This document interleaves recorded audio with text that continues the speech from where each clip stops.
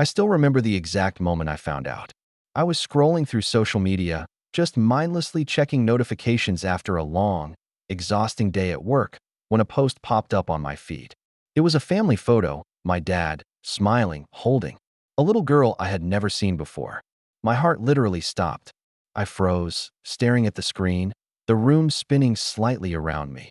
For years, I had convinced myself that my dad was gone, absent, dead, even, in a way, because he hadn't been part of my life since I was 5. And now, out of nowhere, there he was, with a child I didn't know existed. A sister. My sister. I felt anger first, sharp and bitter, curling like smoke around my chest. How could he hide her from me? How could he keep this part of his life completely separate from mine? Like I didn't matter at all. Then came confusion, guilt, and an overwhelming sense of jealousy. Who was she? Did she know about me? Did she have everything I didn't? Attention, love, the life I never got? I couldn't stop thinking. My hands were shaking as I read the caption. Family time is everything. Blessed to have my girls by my side. Girls. Plural. Not one, but girls. There could be more than one. My mind raced with questions, doubts, and wild theories, none of which made me feel any better. That I wanted to scream. I wanted to call him, demand answers, punch something, anything. But mostly, I wanted to disappear into the floor and just not exist. That night, I barely slept. Every thought revolved around the post, my absent father, and the sister, or sisters, I had never known. Something had changed. My life had changed, and I had no idea if it was going to get better, worse, or completely unravel. The next day, I couldn't stop thinking about her, my sister, though I barely even knew she existed. My mind kept replaying her smile in that picture, so familiar, yet foreign. By the afternoon, curiosity got the better of me. I tracked down her profile, an Instagram full of bright pictures, friends, vacations, and family dinners. And then I saw it. A story where she tagged herself at a cafe, and there was my dad, sitting across from her. My chest tightened, and my stomach sank. I realized then that this wasn't just a post. They were living their lives, and I had been entirely excluded. That I needed to see her. Not in a creepy way, I told myself, but just face to face, to confirm she was real, to understand her, and maybe, in some corner of my heart, to feel connected to this family I had missed. So, after work, I drove nervously to the cafe from the story.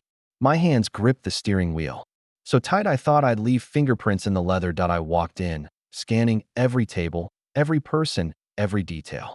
And there she was, a young woman, maybe 23, laughing with friends, hair tied back loosely, wearing that same carefree smile from the photo. My heart thumped so loudly I was sure she could hear it. She noticed me staring, probably thought I was another stranger taking an awkward look at her, and then her expression shifted. Confusion, surprise, and maybe wariness. Hi. I finally blurted out, my voice cracking. I hadn't planned on speaking. I hadn't even rehearsed this moment. Uh, I'm, I think, I'm your brother. She froze. Coffee cups stopped mid-sip. Her friends looked at her, puzzled. Her eyes widened, scanning my face as if trying to decode a riddle she didn't know existed. Excuse me, she asked cautiously, a small laugh escaping, as if she thought I was joking. No joke, I said quickly, panic rising. Well, my dad. He's my dad too. I didn't know about you until yesterday. I saw a photo and my words stumbled over each other, desperate, chaotic. I'm your brother. I think. The cafe fell silent, like the world had paused. She stared at me, incredulous, and I could feel my chest tightening with dread. What if she hated me already? What if she saw me as an intruder in her life? I don't understand, she finally said, voice trembling slightly, but guarded. You're my brother? Yes. I know it's sudden. I know it's crazy. I just needed to meet you, I admitted, voice barely above a whisper. Her eyes softened for a fraction of a second. Then, sharp and defensive, she straightened. You have no idea what this means. You just show up and expect what? A hug? Some family bonding. I flinched. She was right. I had no plan. I didn't know what to expect. I just knew I had to see her, even if it meant stepping into a storm I wasn't prepared for. And at that moment, the first sparks of tension ignited between us, a rivalry. A war that hadn't even begun, yet already felt unavoidable that I couldn't sleep that night. Every little detail from the cafe replayed in my mind. Her guarded eyes, the way her friends had looked at me like I was an intruder, the barely concealed shock on my dad's face when I called him later, demanding answers. My apartment felt suffocating, the walls closing in as questions swirled uncontrollably in my head. How could my father hide an entire family from me? How many other truths had I been denied? I remembered bits and pieces of my childhood. Odd conversations overheard, whispered arguments in the kitchen, the way my dad sometimes looked at me with a mixture of guilt and distance. At the time, I had dismissed it as just stress or work. Pressure. Now, those memories hit differently. They weren't random. They were fragments of a carefully guarded secret. The next morning, I called my dad, my voice tight with anger and fear. Why didn't you tell me? Why didn't you ever? Tell me about her. There was silence on the other end, the kind that makes your blood run cold. Then, his voice, quiet and strained. I wanted to protect you. I thought you weren't ready. It wasn't supposed to hurt you. I thought. I thought it would be easier if you didn't know. Protect me? From what? I demanded, my hands gripping the edge of the table so tightly my knuckles turned white. From being part of your life? From knowing I have a sister? From my everything? He sighed deeply, and for the first time in years, I heard the weight of regret in his voice. Your mother and I, we made mistakes. Big ones. Things that I didn't want you to deal with. I thought hiding it would spare you. I was wrong. The conversation left me trembling. Part of me wanted to scream at him, to make him feel the same confusion and betrayal I felt. But another part, a smaller, quieter part, felt sorrow for him, for the choices he'd made, for the life he had tried to shield me from. Later that day, I met her again. This time, cautiously, in a quiet park where the air smelled faintly of autumn leaves. She looked at me like I was both a stranger and a puzzle she had to solve. I still don't get it, she said, voice low, almost a whisper. How could he just decide to hide me? Hide us? Why didn't he think I'd want a brother? I shrugged helplessly. I don't know. I really don't. Maybe he thought he was protecting both of us. But it's not like it helped. It only made everything messier. We walked in silence for a few minutes. The tension was thick, almost tangible, yet beneath it, I felt a strange, unfamiliar connection. The kind that family always has, whether you like it or not. Then she stopped, eyes narrowing slightly. You have no idea what's coming. There are things you don't know, things he's never told either of us, secrets that could change everything. Her words hit me like a punch to the stomach. I swallowed hard, realizing that this was only the beginning. The surface tension, the jealousy, the rivalry, it was all just the tip of the iceberg. The real storm was still beneath, hidden in the shadows of my father's past. Waiting to be uncovered, I felt a mixture of dread and grim excitement. I knew that whatever came next, my life would never be the same. The quiet before the storm was over. Now, we were stepping straight into the eye of it. It didn't take long for tension to escalate. A week after our first awkward meeting at the cafe, I agreed, reluctantly, to have dinner with my dad, my sister, and me. I thought it would be civil, maybe even a step toward understanding. But I was naive. As soon as we sat down, the air felt thick, almost tangible, like static before a storm. My sister, Emily, her name was Emily, didn't waste time.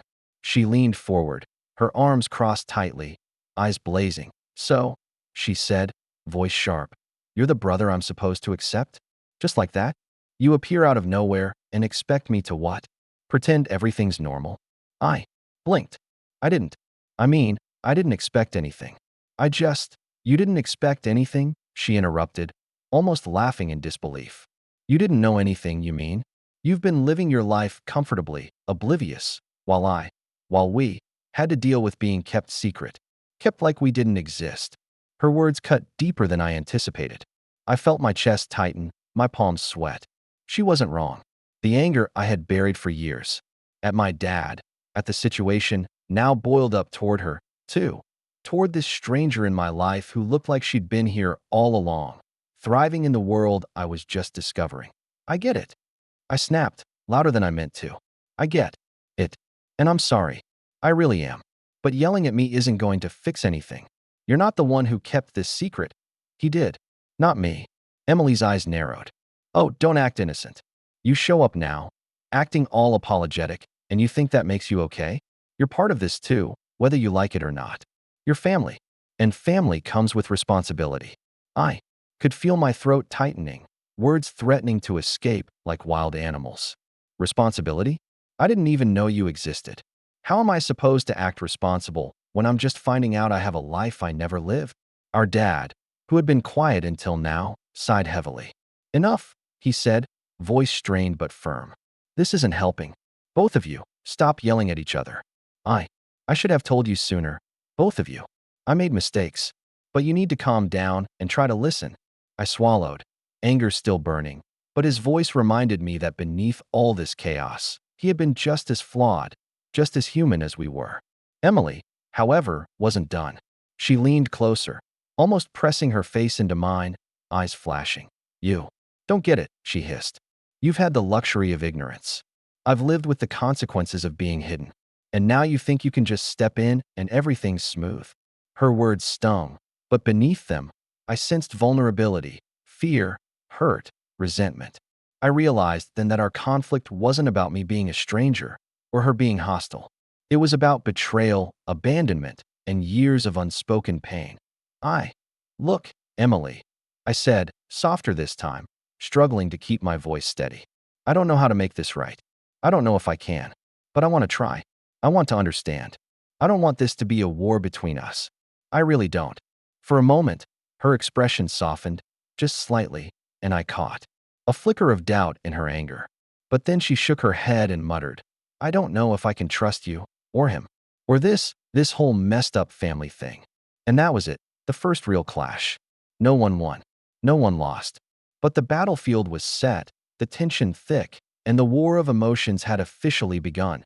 After that dinner, I couldn't stop replaying every moment of my childhood in my mind. The memories I had always considered trivial suddenly took on a new, sharper meaning.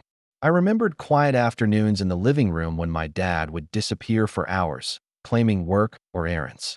Now, I wondered if he was visiting Emily or someone else entirely, while I stayed behind, oblivious that I thought about birthdays, holidays, the small milestones he had missed. Each one felt heavier, layered with unspoken truths. How many times had he thought, she doesn't need to know about me, he doesn't need to know about her? The realization hit me like a punch. I had grown up with half a life, unaware of the family that existed in parallel, laughing, crying, celebrating, living. That I also remembered my mother. She had always been loving, supportive, but I now realized how much she had shielded me from the truth. Her reassurances, her hushed tones when speaking about my father, the odd looks she'd give when certain topics came up, all of it suddenly made sense. She had been protecting me in her own way, but at what cost? And then there were flashes of Emily, though I hadn't even met her yet. I imagined her as a child, running through a house I had never entered, laughing at jokes I hadn't heard, sharing secrets I wasn't part of. I felt a strange combination of jealousy and longing. It wasn't just anger anymore. It was sorrow, a gnawing ache for the sister I should have known, the connection that had been stolen before I could even grasp it.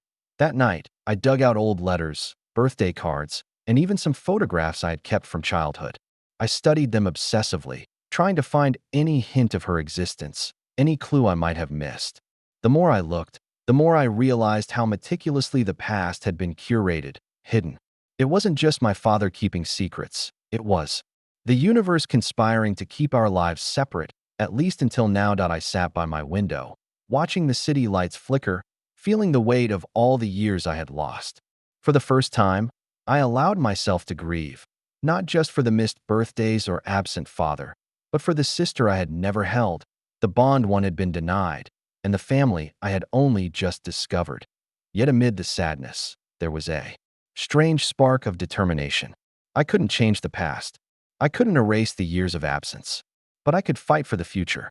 I could meet her halfway, learn her, challenge her, even argue with her if needed. Because now, she was my sister, and no matter how messy, complicated, or painful it was, we were connected. And I was ready to step into that storm that I didn't expect help from anyone. Honestly, I felt like I was wading through quicksand alone, every step pulling me deeper into confusion and frustration. But that all changed the next afternoon when I ran into my old friend, Mark. Mark had known me since high school, and he had this uncanny ability to cut through my chaos with calm logic. We grabbed a coffee, and before I could even start rambling, he gave me that knowing look. "Don't tell me," he said, smirking slightly. "You're in the middle of some family nightmare, aren't you?" I groaned, slumping into the chair. "You could say that. I just found out my dad. He's been hiding a sister from me my whole life. I met her last week, and now we're trying not to kill each other over dinner every time we meet." Mark laughed, but not mockingly. "Wow, that's a lot. So what's the plan? Step 1, survive dinner. Step 2, maybe, I don't know, not blow up the entire family dynamic." I shook my head. There is no plan. That's the problem. Every conversation with her turns into an argument, and every moment with my dad feels like walking on eggshells. I don't even know where to start. Mark leaned back, thoughtful. "Here's what I think. You need to understand her perspective, and she needs to see you're not some invader. But more than that, you need someone outside the drama to keep you sane. That's where I come in." I felt a flicker of relief. Someone who didn't have a stake in this feud. Someone who could see the mess clearly without emotions clouding judgment. "You think that will work?" I asked, skeptical. "Not perfectly, but it'll help," Mark said. "You're too close to the fire right now. You need someone to point out when you're overreacting, when she's overreacting, and maybe find some middle ground. Trust me, family wars are messy. You can't fight them alone." For the first time in days, I felt a bit of hope. Maybe I could navigate this storm without losing myself completely. Mark's support didn't fix everything, but it gave me a framework, a lifeline. Later that night, I thought about Emily again. The anger was still there, the tension thick in my chest, but now I had a strategy. Observe, listen, learn, and maybe, just maybe, find a way to turn this rivalry into something more manageable that I didn't know if we'd ever be close. I didn't know if she'd ever forgive my father, or me. But with someone like Mark by my side, I felt like I could survive the next confrontation without completely unraveling, because for the first time, I realized I didn't have to face this alone. It was a rainy Saturday afternoon when my dad finally agreed to meet, just the three of us. I drove to the small cafe he suggested, nerves tight like coiled springs in my chest. Emily was already there when I arrived, sitting stiffly, her arms crossed, staring out the window. Her expression was a mix of suspicion and annoyance, which mirrored exactly how I felt. Then he walked in. My dad, older than I remembered, hair grayer, shoulders slumped slightly under years of mistakes. He spotted us and hesitated for a moment, like he wasn't sure if he belonged. "I thought we should talk," he said, his voice hesitant. Emily's glare could have frozen water. "You think showing up now makes everything okay?" she snapped. I know it doesn't," he admitted, taking a seat. "I've made mistakes. Huge mistakes. But I need you both to hear me out." I sat there, chest tight, emotions churning. I wanted answers. I wanted apologies. But mostly, I wanted to understand why. He took a deep breath. "When I left, I wasn't ready to be a father. To more than one child. I made choices I thought were for the best, hiding Emily, keeping her life separate. I thought it would be easier for both of you." Emily's jaw tightened. "Easier? For you, maybe. Not for us." I felt a surge of anger, but I held it back. "Dad, we get it now. But it doesn't fix the years we lost. It doesn't make it any less hurtful." He nodded, looking guilty. "I know. I'm not asking you to forgive me. I need you to understand that I wasn't being cruel. I was scared, overwhelmed, and selfish. I thought I could protect you both by keeping this secret. I was wrong." Emily's eyes softened for a split second, but then a storm returned. "Protect us? From what, Dad? From knowing the truth? From being a family? You ruined everything." I reached out, placing a tentative hand on her arm. "I know you're angry. We're all angry. But yelling won't fix it. We need to hear him out, even if we hate what he did." For a moment, the three of us sat in tense silence, the weight of decades of secrets pressing down.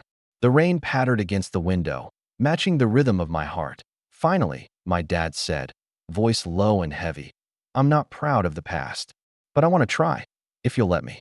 I want us to find a way forward, even if it's messy, even if it takes time." Emily looked at him, her lips pressed into a thin line. "I don't know if I can forgive you, or him, or this whole messed up family," she said, glancing at me briefly. I sighed, feeling a strange mixture of frustration, sadness, and resolve. We'll figure it out. Slowly. But we have to try. We can't keep letting anger control everything. And in that moment, amidst the tension and unspoken pain, I realized something. This was the beginning, not the end. A fragile, complicated start, but a start nonetheless. It didn't take long for me to realize that Emily wasn't just a hurt sibling reacting emotionally. She had her own agenda. Over the next few days, small hints started to surface. Comments that seemed casual at first, like, "You've had it easy, haven't you?" Or, "I'm surprised you even know what responsibility is." At first, I brushed them off, thinking she was just angry, protective of her life. But then things escalated. She started bringing up our father in pointed ways, planting subtle doubts in my mind. "Dad always favored you, didn't he?" she asked once, eyes narrowing. "Even if he didn't mean to, he did. You just didn't notice." Her words hit me harder than I expected. For a moment, I doubted myself, wondering if I had really been oblivious to favoritism, to patterns I hadn't seen. But deep down, I knew she was twisting the truth to provoke me. And then came the more manipulative moves. She subtly tried to turn our mutual acquaintances against me, family friends, even my coworkers who didn't know the full story.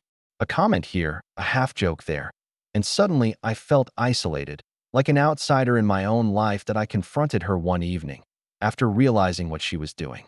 "Emily, why are you doing this? I'm trying to reach out, to make sense of all this, and you're trying to push me away." "What?" She smirked, leaning back on the couch, arms crossed. "Because I can. Because I've lived with this pain longer than you. I've had to fight for everything while you just show up, expecting everything to be okay. I'm not letting you take that from me." Her words, though sharp, carried weight. She wasn't just being cruel. She was defending herself, defending the life she had built without me, without acknowledgement. But the tactics, they hurt. They made me question everything. My intentions, my trust in her, and even my patience. With my father, that night, I sat alone in my room, staring at the ceiling. My thoughts were a whirlwind: jealousy, anger, doubt, but also empathy. I realized that Emily's actions were a mirror of my own insecurities. She wanted control, recognition, and reassurance that her life mattered. And I wanted the same things, but my frustration with her methods clouded that. I knew one thing for certain. This wasn't just about a hidden family or a long-lost sibling. This was a battle of wills, emotions, and strategies. And if I wanted any hope of building a relationship, or even surviving this family storm, I had to understand the game she was playing and find a way to respond without losing myself. The hidden agendas were now laid bare, and I could feel the tension tightening like a rope around my chest. The next move would be critical, and I had no idea whether it would bring us closer or push us irreparably apart. That IT started unexpectedly. Emily had sent me a text, short, almost grudging. "Meet me at the park." Alone. I stared at it for a long time, debating whether this was a trap or a genuine attempt to talk. I decided to go. The park was quiet, leaves rustling in the gentle breeze. She was already there, sitting on the edge of a fountain, arms crossed, eyes flicking up at me as I approached. I could see the tension in her shoulders, the tight line of her jaw.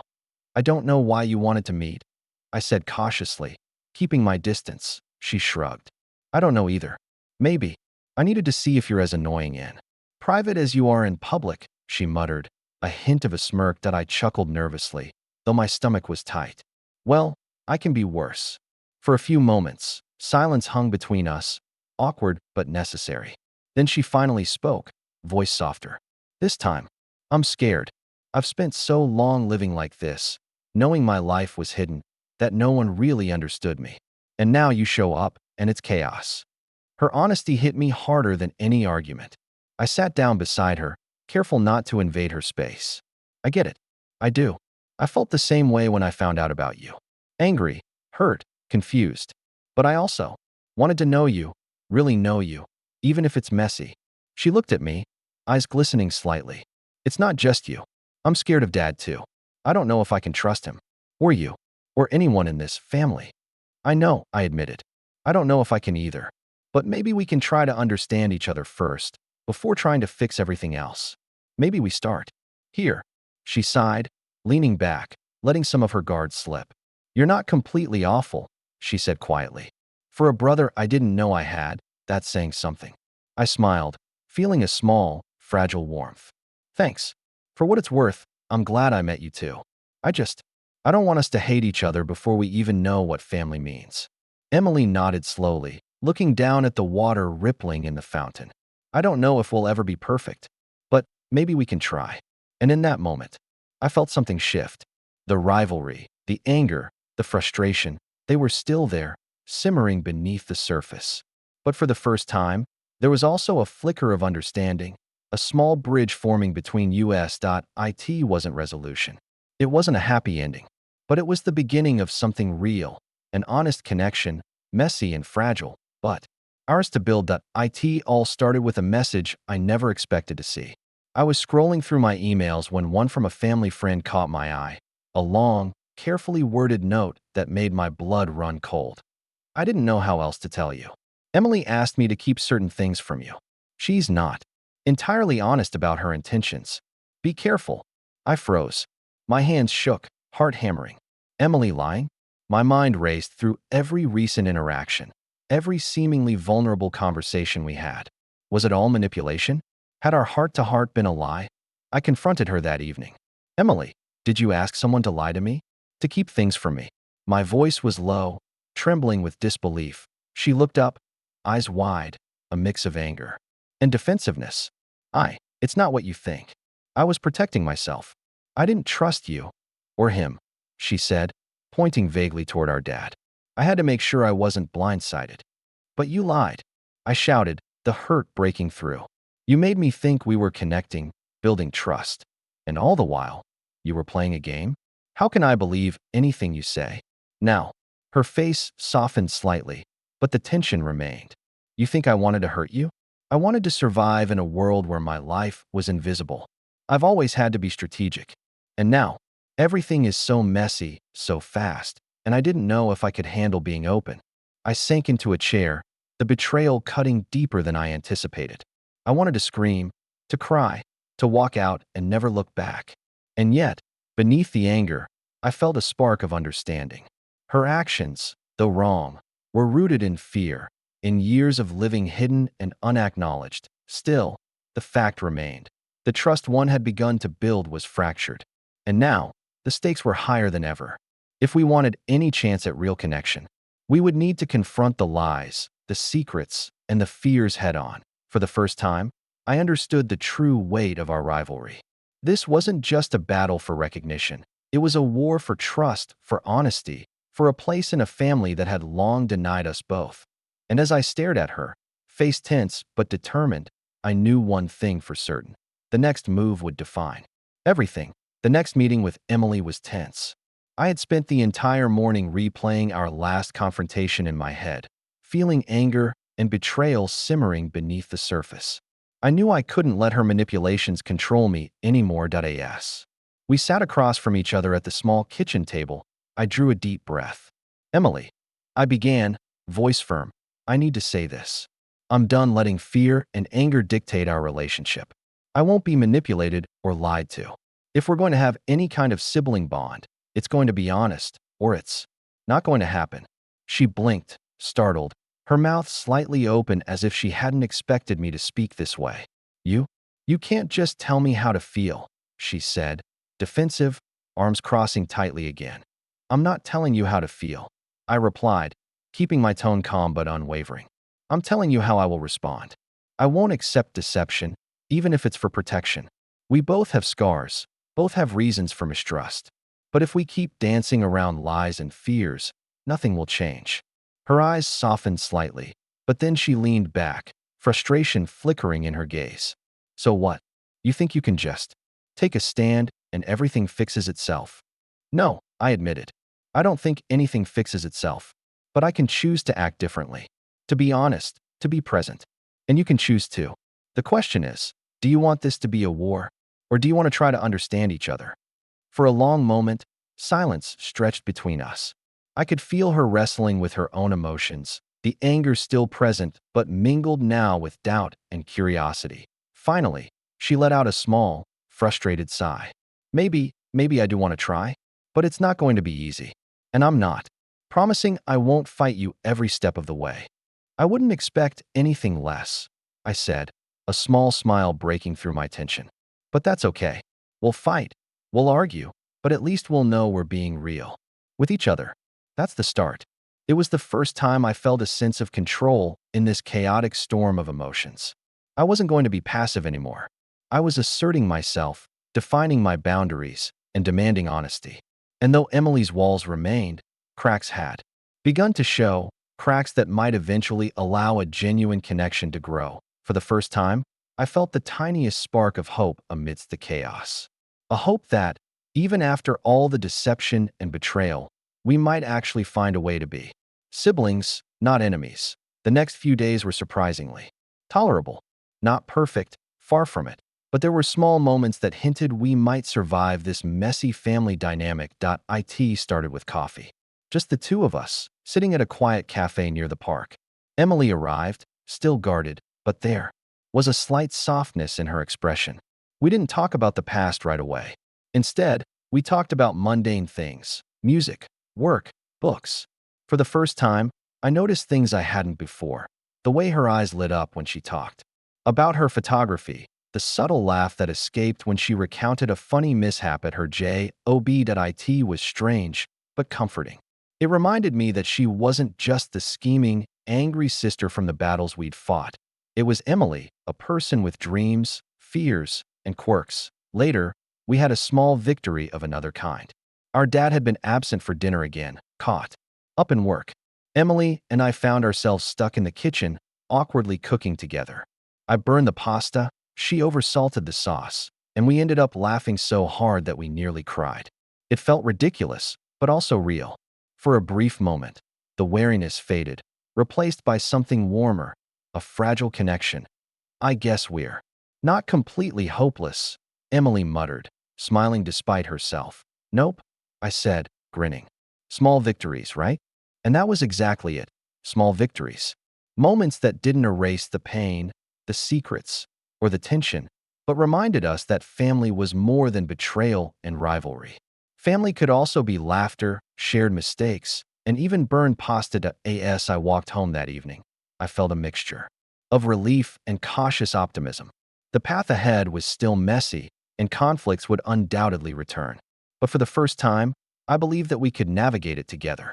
That maybe, just maybe, this fractured family could find a way to heal, one small victory at a time. It started with an old photo album I found tucked away in the attic. Dusty, forgotten, and filled with images of birthdays, holidays, and family gatherings I had never known about. Flipping through the pages, I realized there were people in these pictures I didn't recognize, smiles I had never seen, memories I had never lived. One photograph made my heart stop. My father, holding Emily as a toddler, smiling proudly. A moment captured in time that I had never been a part of, a world that had existed parallel to mine. I felt a strange pang of jealousy mixed with longing. She had grown up in a family I had never touched, never embraced, and yet it had shaped her entirely. I confronted my dad again, holding the photo trembling in my hands. Why didn't you show me this? Why didn't I know any of this existed?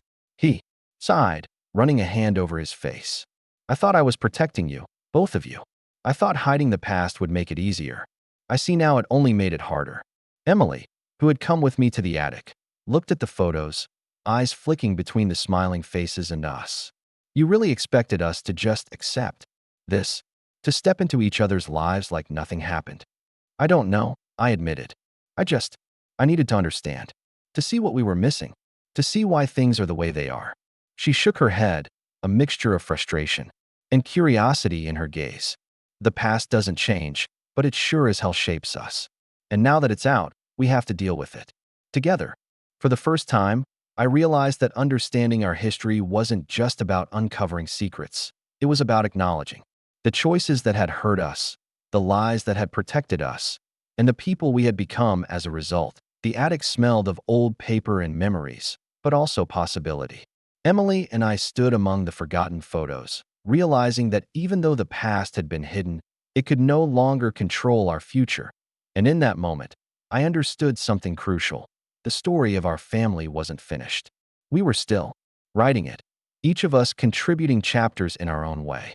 And this time, I was determined to write mine with honesty, courage, and a willingness to face the truth, no matter how painful it might be.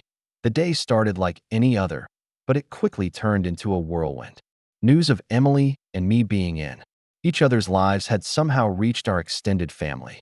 Calls, messages, and pointed questions poured in, everyone demanding explanations, all expecting answers we weren't ready to give. Emily paced back and forth, frustration written across her face. "This is what happens when you dig too deep," she muttered. "Now everyone knows, everyone is judging, and we're stuck in the middle." I took a deep breath, trying to stay calm. We can't control their reactions, but we can control how we respond. We face this together, or not at all. She stopped and looked at me, eyes wary. "Together? After everything? You still expect me to trust you?" "I don't expect anything," I said firmly. "I only know that if we let anger and fear dictate us, we lose. I'm not going to lose my family, not now."